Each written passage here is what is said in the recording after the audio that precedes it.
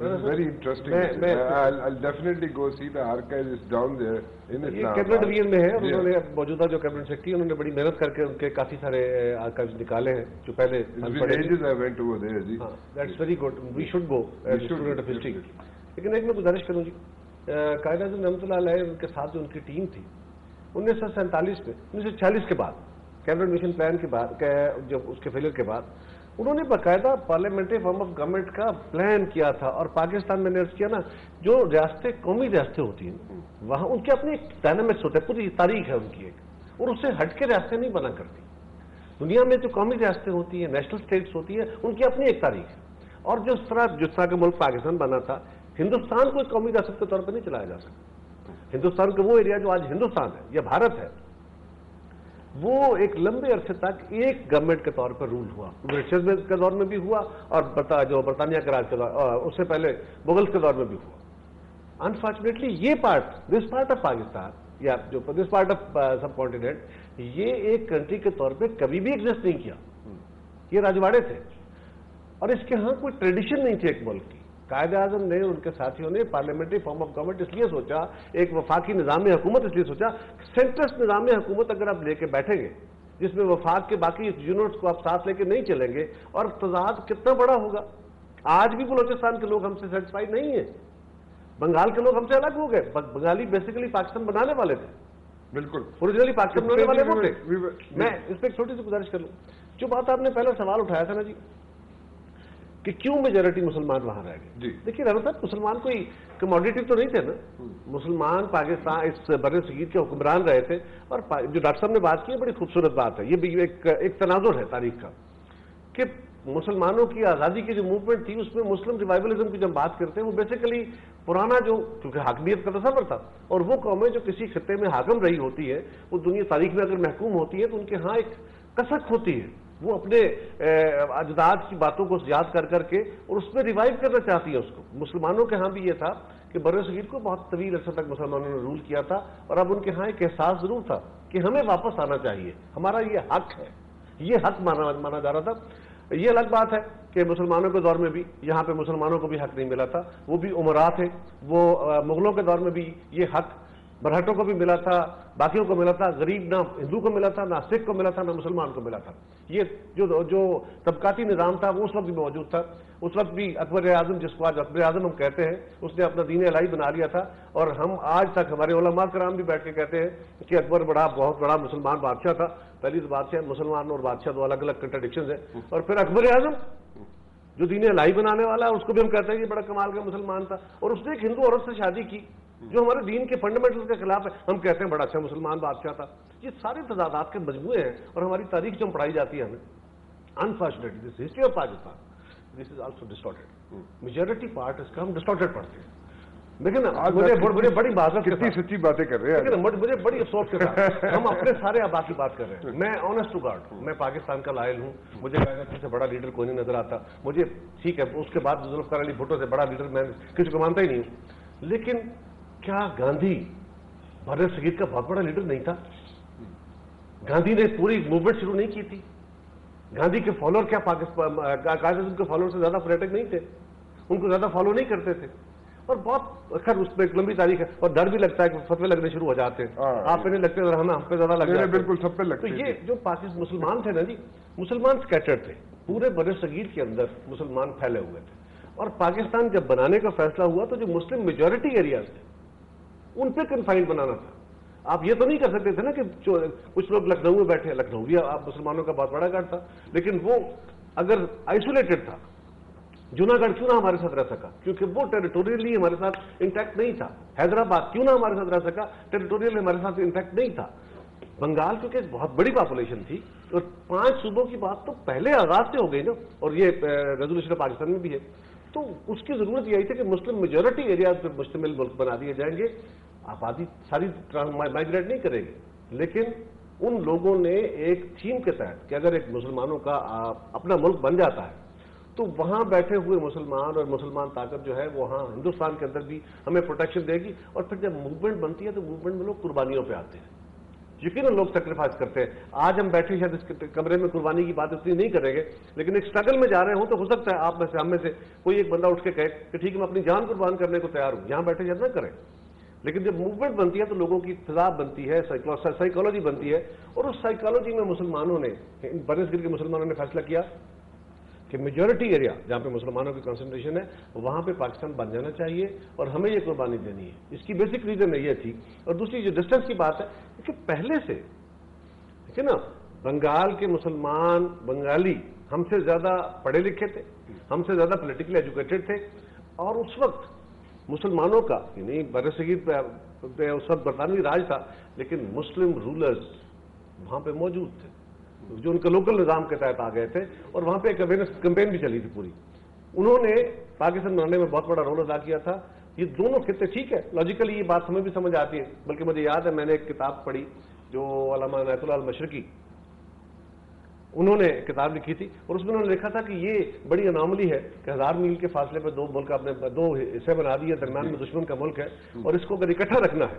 یہ انہوں نے شاید 1950 میں یا 49 میں یا 50 میں ان کی کوئی ایک تاریخ تھی, اپنے ان کی تقریر تھی, انہوں نے وہ کہا تھا کہ اگر اس ملک کو اکٹھا رکھنا ہے تو کراس میرجز کرو, change the blood, exchange the blood رابر, تاکہ ایکسچینج دا بلڈ.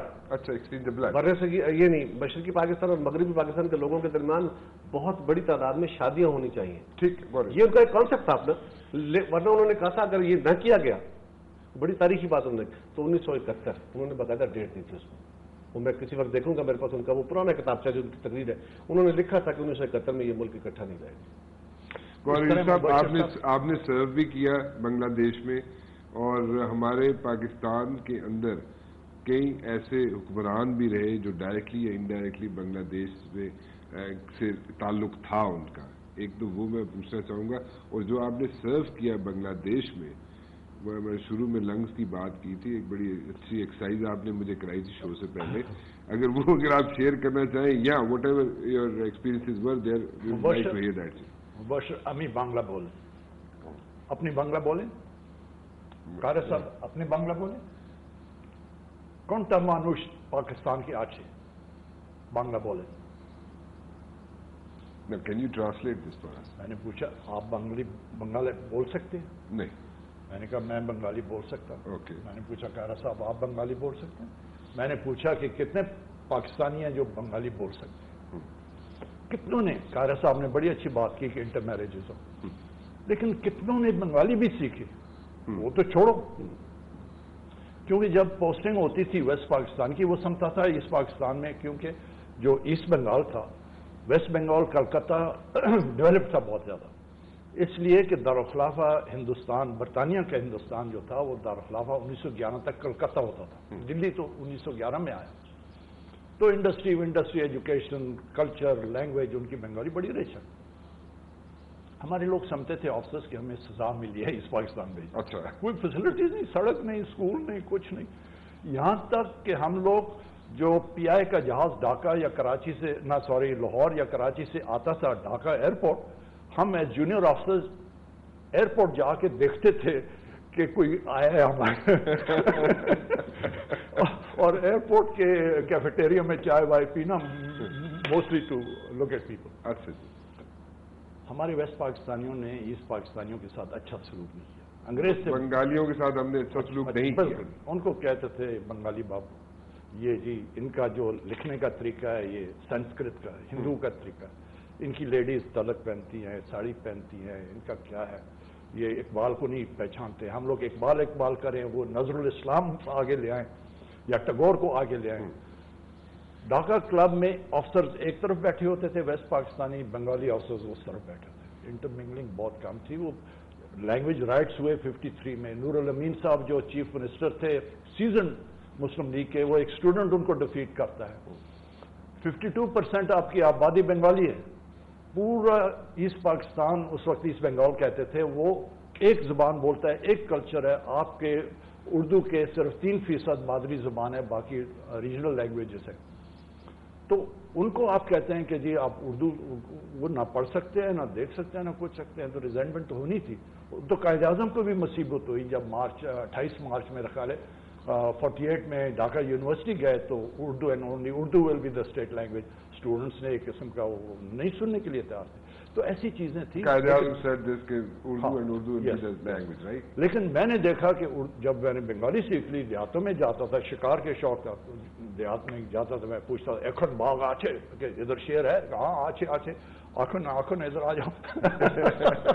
तो उससे बंगाली MNAs के साथ मेंबर अपने जो हंट करते रहे उसके इंसिडेंट मत बताइएगा, आप पे लाजमी कोई ना कोई रिस्ट्रिक्शन लग जाएगी। तो आप मुझे वो लुंगी वाला बता दें किस्सा। लुंगी का ये था कि वेस्ट पाकिस्तानी कहते थे ये बंगाली सलवार कमीज क्यों नहीं पहनते, सुनते रहते थे हम। वो मैं लेफ्टिनेंट था उस वक्त, जी पे बैठा हुआ था, एक्सरसाइजेज हो रही थी ढाका और नारायणगंज के दरमियान सड़क। Which year was it? This is 1956. 56 में। तो मैं वायरलेस पे लगा हुआ हूँ, आ रहे हैं मैसेज आ रहे हैं, देखता हूँ एक बंगाली आ रहा है, तो उसका घर था, भाषा उसको कहते हैं, घर सा था, और बाड़ी गांव को कहते हैं। तो एक बांस का पुल सा बना हुआ, एक बांस नीचे और दो साइड पे होते हैं हाथ रखने के लिए, तो पानी के नीचे था, नीचे वाला बिल्कुल पानी के नीचे। वो आता है तो पाँव से चपला अपनी उतारता है, हाथ में लेता है, सर के ऊपर रखता है, और पानी में घुसता है तो लुंगी को आस्ते आस्ते आस्ते आस्ते ऊपर करता है, करते करते करते इधर तक ले आता है, पानी इधर तक आ गया। दूसरी तरफ पहुंचता है तो उसको लुंगी को आस्ते आस्ते उतारता है तो नीचे कर। मैंने कहा देखो ये तो बड़ा प्रैक्टिकल काम है, अगर ये शलवार होती तो ये क्या करता। सब ये जो हमारे लिबास है, हमारी जबान है, हमारी सकाफत है, ये बेसिकली है ही सारा। थीसिस था मेरा तो पंजाब के हवाले से था, तो उसका इशू भी बेसिकली होता है कि ये लोकल आपके एनवायरनमेंट के मुताबिक होता है, ये इंडिजिनस सारा कुछ होता है, ये सारा ट्रांसप्लांट नहीं होता है। ये एक चीज बड़ी जरूरी है राना साहब कि पाकिस्तान बन गया जी, इसको जिस नज़म के तहत चलाना चाहिए था वो हम नहीं चला पाए। अगर हमने बंगाली राइट्स नहीं दिए बंगालियों को उनके राइट्स, तो उसका रिजल्ट क्या आया? अगर हम बलूचिस्तान को उसके राइट्स नहीं दे रहे तो रिजल्ट क्या आ रहा है? आज हमने उसके जख्मों पर मरहम रखने की कोशिश की है। मैंने बार बार ये बात की है कि जो सेंट्रलिस्ट निज़ाम हुकूमत का तस्वर है हमारे यहाँ, जब भी मिलिट्री रूल होता है, एक बात दुनिया में कहीं हो, मिलिट्री सेंट्रलिस्ट होती है, वो पार्टिसिपेटरी नहीं होती। फेडरेशन पार्टिसिपेटरी होती है, सेंट्रलिस्ट हो ही नहीं सकती। ये दोनों एक दूसरे के तजाद है, इसलिए कि वहां चेन ऑफ कमांड होती है, वहां तो जो चीज ने कह दिया है वो नीचे तक फॉलो होना है, वहां पे कोई लंबी चौड़ी मुशावरत का तस्वर नहीं है। जबकि आपका जो पॉलिटिकल प्रोसेस है, जहां फेडरेशन है, वहां पर आपके पॉलिटिकल प्रोसेस की और पार्टिसिपेटरी निजाम के अलावा आप चल ही नहीं सकते। आज अगर हमने कुछ अचीवमेंट्स की हैं, तमाम पॉलिटिकल फोर्सेस को इकट्ठा किया है, माजी में हमने जो एक दूसरे के टांगे खींच खींच के इस मुल्क को कमजोर किया था, मैं आपकी टांग खींच रहा था, मेरी खींच रहे थे, ये समझते हुए कि मैं आपको कमजोर कर लूंगा। अल्टीमेटली ये मुल्क कमजोर हुआ, हमारी जमातें कमजोर हुई, गैर जमहूरी ताकतें तगड़ी हुई।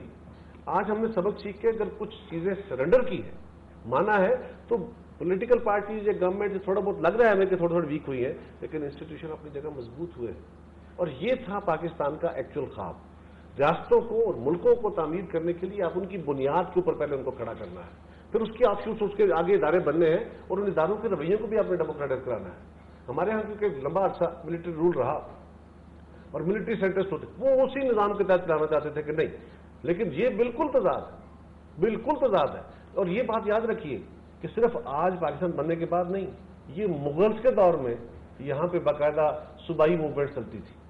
मुगलों के दौर में सूबों ने अपने अपने हकूक की लड़ाई लड़ी थी कि ये क्या बात है कि वसाइल हम ज्यादा दे रहे हैं और खर्च वहां पे ज्यादा हो रहे हैं, डेवलपमेंट वहां पे ज्यादा हो रही है। उस वक्त जब आम आदमी को आवाज नहीं थी, हमारे मुल्क में तो अनफॉर्चुनेटली एक और काम भी हुआ ना कि हमने वो काम जो ब्रिटिशर्स हमें नहीं देके गया था, हमने अपना आइन नहीं बनाया, और 1970 तक वन मैन वन वोट का तस्वर नहीं था। जब तक मुझे राइट टू वोट नहीं मिलता, मुझे शरीयत नहीं मिलती मेरे ख्याल के मुताबिक। इसलिए पाकिस्तान की मेजॉरिटी को तो हमने शरीयत ही नहीं दी थी। हमने 70 में एक और मेरे ख्याल में रीशफल होने वाला है कैबिनेट में। अच्छा, कायरा साहब is a suitable candidate for interior minister. I am very happy with my parties position. अभी ये भी देखना है मुबशिर साहब के 11 अगस्त को कायदे स्पीच करते हैं, उसके फौरन बाद जो उनसे एक कमेटी बनाई जाती है आइन तैयार करने के लिए। कायद के फौत होने तक सिर्फ वो कमेटी एक दफा मीट की है, एक दफा। बिल्कुल ठीक। इसको गहराई में जाना है कि क्या वजह थी कि ये सिर्फ एक दफा मिली है। वजह लेट क्यों हुआ कॉन्स्टिट्यूशन? जी اتنا کانسٹیٹیوشن لیٹ کیوں ہوا؟ کیوں ہوا؟ قائد کے موجودگی میں کیوں ہوا؟ اس کی میں چھوٹی سی گزارش کر دیتا ہوں. دیکھیے جب کانگریس کی جو موومنٹ تھی انفارچونیٹلی ہمارے حوالے سے کانگریس کی جو موومنٹ تھی نا وہ ایک کلیئر ویژن کے ساتھ تھا کہ ہم نے آزادی حاصل کرنی ہے. وہ ایک یونائٹڈ انڈیا کی آزادی کی لڑائی لڑ رہے تھے. ان کی کوشش تھی کہ وہ آزاد کرائیں ہندوستان کو, اس پہ حکمران بنے بائی ووٹ آف میجورٹی. اور ان کا باقاعدہ کانسٹیٹیوشن کی جو ساری فارمیشن تھی, یہ انہوں نے جو آئندہ ریفارمز کرنے تھے, آپ دیکھیں نا ہندوستان بنتا ہے, پاکستان ہندوستان آزاد ہوتے ہیں, ہندوستان بنتا ہے, تو اس کی جو ٹوٹل ریفارمز ہیں, لینڈ ریفارمز, ان کی فائنینشیل ریفارمز, ان کی جو ایڈمنسٹریٹو ریفارمز, وہ سارے ریفارمز تو پہلے 3-4 سال میں کر, ایجوکیشنل ریفارمز 2-3 سالوں میں کر دیتے, اس لیے کہ ان کا سارا ہوم ورک پہلے موجود تھا. انفارچونیٹلی قائد اعظم کے ساتھ جو لوگ آئے تھے, غور یوسف صاحب آپ وہ کیونکہ ہم سے بڑے ہیں اور اب زیادہ بہتر جانتے ہیں, قائد اعظم کے ساتھ جو لوگ آئے تھے وہ 1946 تک تو یونینسٹ تھے, پنجاب کے میجورٹی لوگ, وہ تو پاکستان کے خلاف تھے. جب انہیں پتا چلا کہ ابھی مسلم میجورٹی ایریا میں پاکستان بننا ہے اور لوگ اٹھ گئے, تو انہوں نے اوور نائٹ انہوں نے سوئچ کیا اپنے آپ کو اور وہ مسلم لیگ میں آ گئے.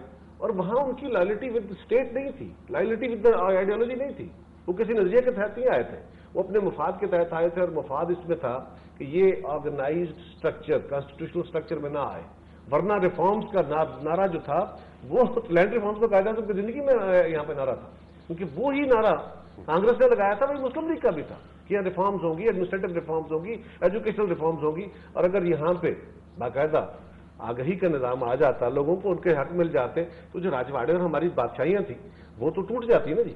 انہوں نے جو ایک اوور نائٹ سوئچ کر کے لوگ آئے تھے قائد اعظم کے ساتھ, انہوں نے کانسٹیٹیوشن کا کام آگے نہیں بڑھنے دیا. یہ اس طرح مباشر دلچسپ بات ہے, جس طرح قائد صاحب نے بھی کہا, کافی لوگ ایک یونینٹس تھے ادھر ادھر ہو گئے. فرنٹیئر اس وقت انگریزوں کے وقت قائد سری نگر گئے, ڈپٹی کمشنر پشاور, اب بھی لیڈر کا میں نام نہیں لیتا ہوں, اس کو کہا کہ تم مجھے ملو, تو وہ نہیں ملنا چاہتا تھا کیونکہ کانگریس میں تھا وہ. تو وہ کیا ہوا کہ اس نے کہا ٹھیک ہے جی ہم ملے, ایسی جگہ ملے کوئی نہ دیکھے. تو جہاں آج کل کرکٹ گراؤنڈ ہے پشاور کی کنٹونمنٹ میں اور آفسرز کلب ہے, ادھر اس وقت ہیج ہوتی تھی یہ باہر. تو اس ہیج میں ڈپٹی کمشنر انگریز اس کو ملا, اس کو کہا دیکھو قائد سری نگر آئے ہو, جاؤ جا کے جلدی جلدی مسلم لیگ میں شامل ہو جاؤ.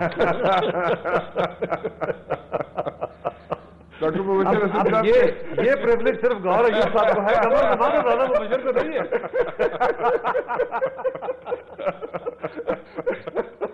Only he can speak this talk. Yeah, he can.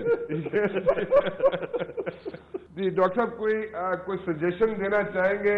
We are left with very little time, and if you can like give us some suggestion, how can we move forward, meet our objectives, کوئی چیز آپ بتانا چاہیں تاکہ ہم اس پہ عمل کر سکیں, کوشش کر سکیں عمل کرنے کی. میں اس کا تو وعدہ نہیں کر سکتا, لیکن عمل کر سکنے کی کوشش کے بارے میں کہہ سکتا ہوں. جی میں آپ کو کوئی مشورہ نہیں دے سکتا, اس نظام سے آپ آگے نہیں بڑھ سکتے. ایز اے میڈیا مین میں آپ کو یہ مشورہ دے سکتا ہوں کہ آپ ایک مشکل میں پھنسے ہوئے ہیں. ایک طرف تو آپ کو آڈینس نہیں ملتی جب تک آپ عوام کی بات نہ کریں, لہذا آپ کو ہر جگہ دکھانا پڑتا ہے کہ عوام گورنمنٹ کو گالیاں دے رہے ہیں. دوسری طرف آپ کو گورنمنٹ کی مخالفت بھی نہیں کر سکتے کیونکہ پیمرا ہے, کیا ہے, دوسرے آپ کے مالک جو ہیں وہ بھی تو امیر ترین لوگوں میں سے ہیں, وہ بھی اسی طبقے میں سے ہیں جن کی حکومت ہے, اینڈ جنہوں نے پاکستان بننے کے بعد ان کی بڑی خوشحالی آئی ہے. یہ کہنا کہ پاکستان کی حکومت امیروں کے لیے فیل ہو گئی, یہ غلط ہے. امیروں نے جو اپنی جاہ و حشم, شان و شوکت دیکھی ہے, مغل شہزادے آئیں تو رشک کرنے لگے کہ یہ کیسے بڑے لوگ اور کتنے کم عرصے میں بن گئے. تو ان کی حکومت ہے اور ان کی حکومت خطرے میں ہے, اور خطرے کو یہ جانچ رہے ہیں. ثبوت یہ ہے کہ کوئی اپوزیشن پارٹی ہی نہیں ہے. ریکنسیلیشن,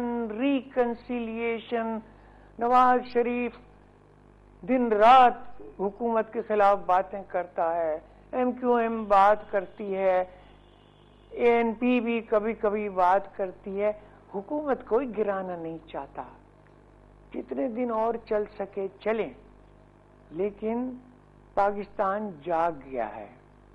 جب ہم کہہ رہے ہیں کہ یہاں پر اتنے قتل ہو رہے ہیں، اغوا ہو رہے ہیں، وارداتیں ہو رہی ہیں، اس کا مطلب یہ ہے کہ عوام اور حکومت کی بات نہیں ماننے کو تیار، وہ قانون ڈیفائی کرنے کو تیار ہیں، اور اس سے جان نکلی ہوئی ہے ہمارے حکمران طبقے کی اور ہمارے سرپرست جو انٹرنیشنل سامراجی سرپرست ہیں ان کی۔ یہ پاکستان کیا ہو رہا ہے؟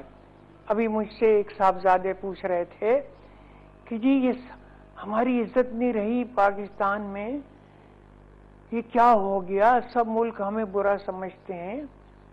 بالکل صحیح انہوں نے مجھ سے سوال کیا، بھائی وہ ملک برا اس سے سمجھتے ہیں کہ آپ نے جو ان کے یہاں ایجنٹ مقرر، ان کے ایجنٹ جو ہیں حکمران طبقے، جو امریکہ کو اور یورپ کو اتنی سہولتیں دیتے ہیں لوٹ مار کرنے کی، آپ ان کے خلاف ہیں، تو وہ سمجھتے ہیں کہ ہمارا نظام، جب ہماری حکومت کو کچھ خطرہ ہوتا ہے تو امریکہ کو بھی وہ خطرہ ہوتا ہے، وہ خطرہ انگلینڈ بھی محسوس کرتا ہے۔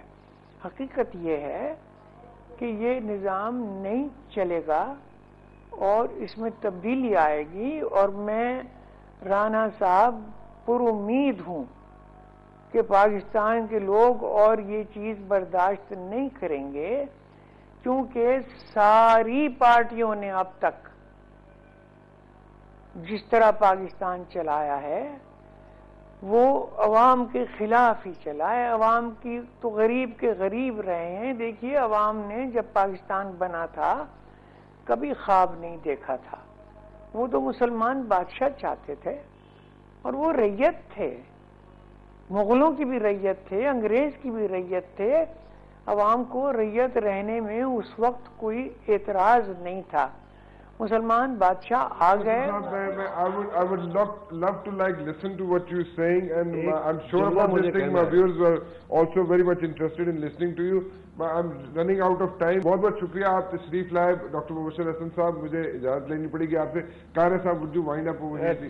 ڈاکٹر صاحب ہمارے استاد ہیں، میں بہت سیکھا ڈاکٹر صاحب سے، انہی کے دیے ہوئے اس اصول کو لے کے چل رہے ہیں۔ ڈاکٹر صاحب آپ نے جو ہمیں سکھایا تھا وہ یہ تھا کہ سوسائٹیز یا تو تبدیلیاں لاتی ہیں انقلاب سے، یا تبدیلیاں ایوولوشنری آتی ہیں، گریجول آتی ہیں۔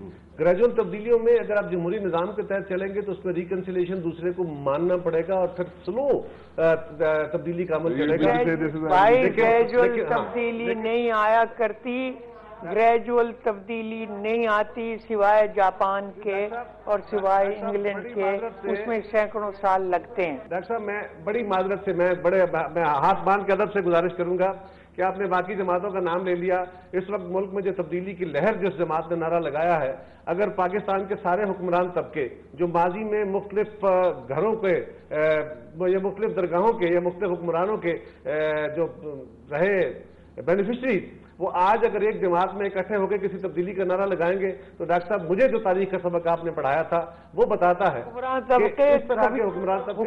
طبقے ہمیشہ، میری بات تو سنو، میری بات سنو، حکمران طبقے اپنی بہتری کا نعرہ لگاتے ہیں، عوام کے لیے کبھی نہیں لگا سکتے۔ میں آپ سے ایگری کر رہا ہوں، لیکن ڈاکٹر صاحب جس جماعت کی تبدیلی کا نعرہ ہے اس جماعت کے اندر بھی تو تمام حکمران طبقہ اکٹھا ہو کے بیٹھ گیا جو مختلف گھروں کا، آپ نے مختلف گھروں سے جو ڈیفائڈ لوگ ہیں، نکلے ہوئے لوگ ہیں یا ان کے سب ڈر رہے ہیں عوام سے، خوف کے مارے ملے ہیں ایک دوسرے سے، خوف کے مارے ملے ہیں، ورنہ اپوزیشن کرتے، وہ دوسرے کی گورنمنٹ گراتے، خود اپنی گورنمنٹ بناتے۔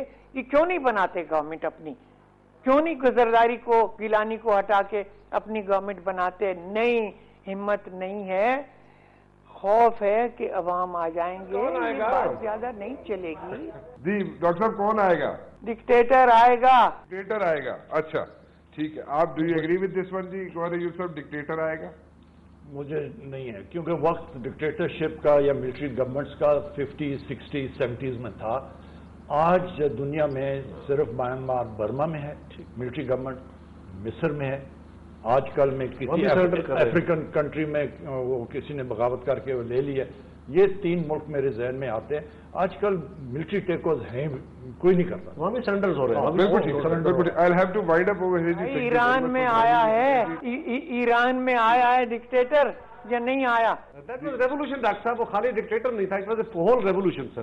ڈکٹیٹر کو پسند نہیں کرتا, اس لیے اس کے ریولیوشن کو میں ریولیوشن نہیں کہتا. ڈاکٹر صاحب دنیا میں تمام ریولیوشن ڈکٹیٹرشپ کے ہی تھے نا. جب انہوں نے آئے تو اپنے نظریے کو انہوں نے امپوز کیا, انفورس کیا. یہ کوئی پارٹیسپیٹری انقلاب, ایک پارٹیسپیٹری تو نہیں ہوتے نا. تو دیکھو ان کا انجام بھی تو دیکھو. ڈاکٹر صاحب میں معذرت کے ساتھ with all due respect doctor Mubashir صاحب, میں I'll have to wind up over here. بہت بہت شکریہ, آپ یو جوائن می آن مائی شو. جی قاہرہ صاحب آپ کا بھی بہت بہت شکریہ, آپ میرے شو میں تشریف لائے. فور ایوب صاحب, لنگی والا قصہ مجھے یاد رہے گا اور میرے خیال میں لوگ بھی سنتے رہیں گے اس کو. اینڈ آپ بنگالی میں اگر یہاں پہ وائنڈ اپ کروا دیں کہ رانا مبشر کو اجازت دیجیے تو کیسے بولیں گے؟ আমার খোয়াইশ আছে بنگال اور بنگلہ دیش اور پاکستان اور قریبوں پکا ضرورت আছে. رانا مبشر کو اجازت دیجیے جی. اللہ حافظ.